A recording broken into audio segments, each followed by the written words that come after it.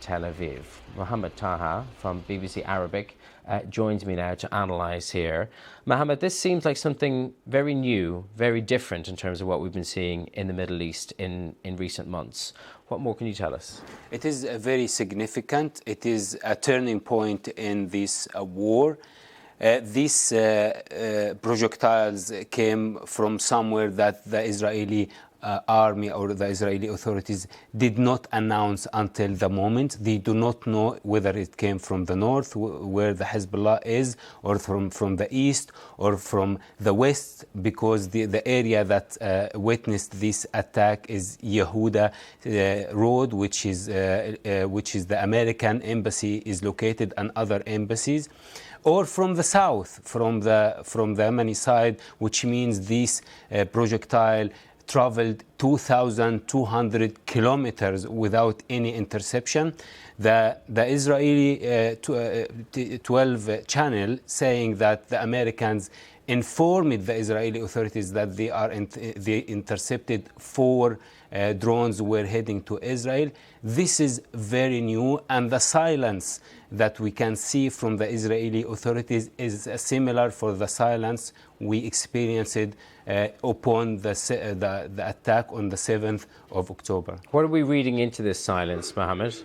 That they are investigating. It's very serious that the silence did not broke. It is very serious that the Iron Dome did not intercept this projectile once it entered the Israeli territories, and it reached Tel Aviv. It reached the Yehuda Road, where the American embassy is there. It is very significant, and we're expecting a very high Israeli official would come out to tell us what's going on. There is reports that a person were killed, several injured, and it is very significant incident. So waiting for words, as you say, in response from Israel, but what about actions? What kind of actions would you be concerned about hearing in response to this attack? The action will depend on what this Israeli official would say, whether they would confirm that the Houthis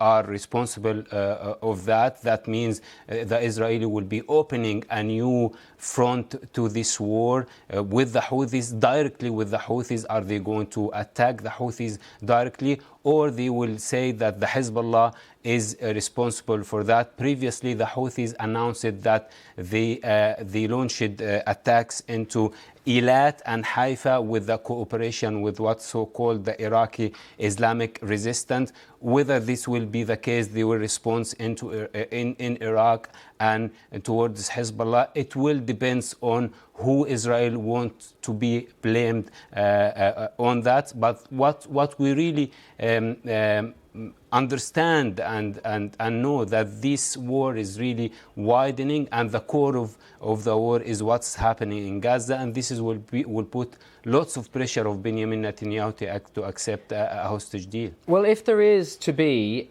a military reaction to this latest attack, just put into context for us how stretched the Israeli military is already with its operation in Gaza. What capacity has it got to actually respond in a more dramatic way to another front in conflict? Actually, this will add a new element to the disagreement between the army and the military elements in Israel and the political elements. The military elements in Israel are saying repeatedly that this war cannot be won on the ground. There should be a hostage deal. There should be a deal that returning the hostages back and calming down all the fronts, the Gaza front, the Hezbollah front, the West Bank front, and the previous front with Iran.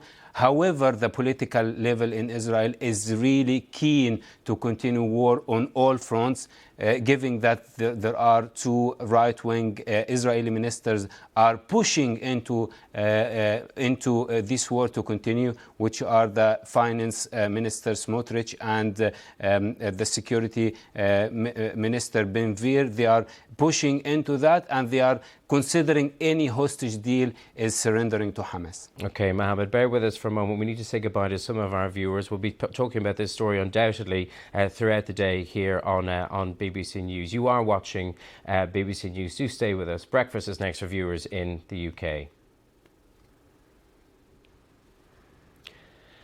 Mohamed, let's talk about somewhat of a different story, not too far away, of course. We've heard that polio virus has been found in the sewage system in Gaza. How serious could this health dimension on the crisis there get? Indeed, the health authorities in Gaza, with the cooperation with the UN, UNICEF, announced that they found the polio virus in the sewage system of Gaza. This is adding a new health crisis to Gaza.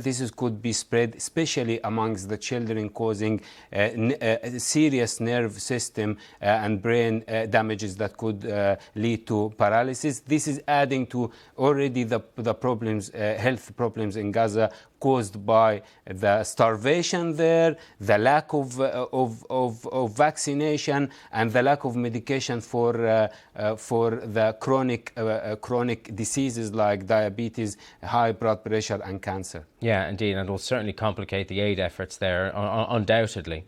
Indeed, if there is no way for these medications to come into Gaza, if the children would not have any toilets to do their stuff, that will be very difficult for them. Mohamed Taha from BBC Arabic, there we'll have to leave it. Thank you very much for joining us with analysis on that situation in Tel Aviv.